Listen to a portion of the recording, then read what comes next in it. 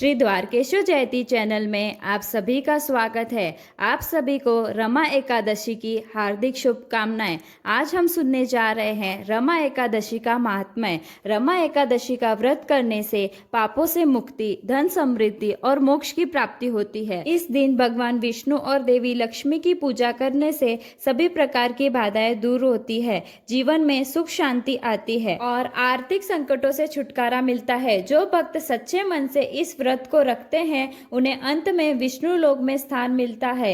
आइए हम सब मिलकर रमा एकादशी कथा का श्रवण करें। श्री गणेशाय नमः। युधिष्ठिर ने पूछा, जनार्दन, मुझ पर आपका स्नेह है, अतः कृपा करके बताइए कार्तिक के कृष्ण पक्ष में कौन सी एकादशी होती है। भगवान श्री कृष्ण बोले, राजन, कार्तिक के कृष्ण पक्ष में जो परम कल्याणमयी एकादशी होती है वह रमा के नाम से विज्ञात है। रमा परम उत्तम है और बड़े बड़े पापों को हरने वाली है। पूर्व काल में मुचुकुंद नाम से विख्यात एक राजा हो चुके हैं जो भगवान श्री विष्णु के भक्त और सत्य प्रतिज्ञ थे। निष्कंटक राज्य का शासन करते हुए उस राजा के यहाँ नदियों में श्रेष्ठ चंद्रभागा कन्या के रूप में उत्पन्न हुई।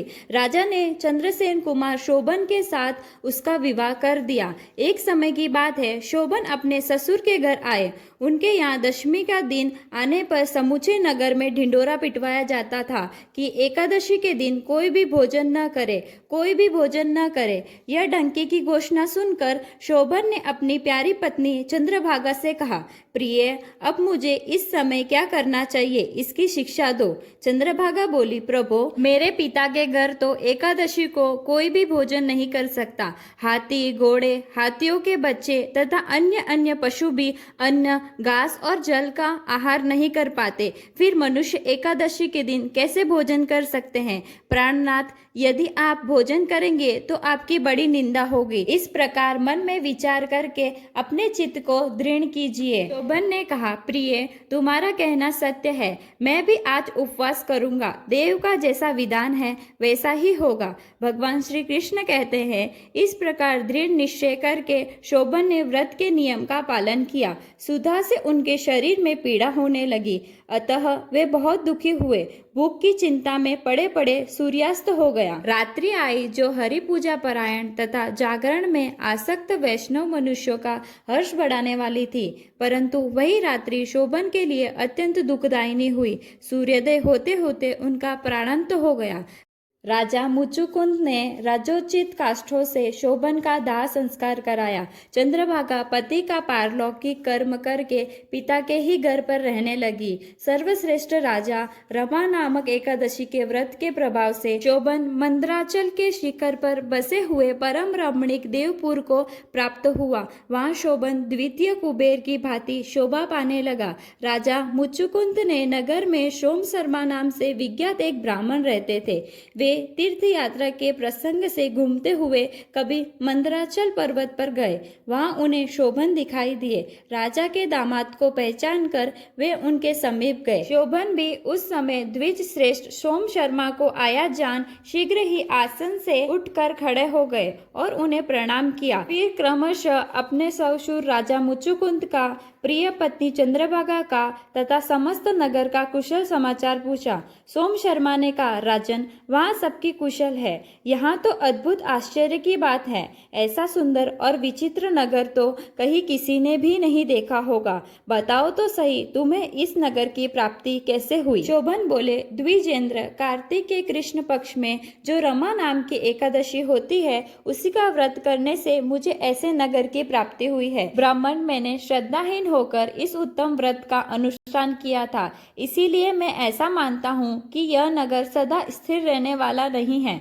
आप मुचुकुंद की सुंदरी कन्या चंद्रभागा से यह सारा वृतांत कहिएगा। शोभन की बात सुनकर सोम शर्मा ब्राह्मण मुचुकुंदपुर में गए और वहां चंद्रभागा के सामने उन्होंने सारा वृतांत कह सुनाया। सोम शर्मा बोले, शुभे, मैंने तुम्हारे पति को प्रत्यक्ष देखा है तथा इंद्रपुरी के समान उनके दुर्धर्ष नगर का भी अवलोकन किया है। वे उसे अस्थिर बतलाते थे, तुम उसको स्थिर बनाओ। चंद्रभागा ने कहा, ब्रह्मर्षि, मेरे मन में पति के दर्शन की लालसा लगी हुई है, आप मुझे वहां ले चलिए। मैं अपने व्रत के पुण्य से उस नगर को स्थिर बनाऊंगी।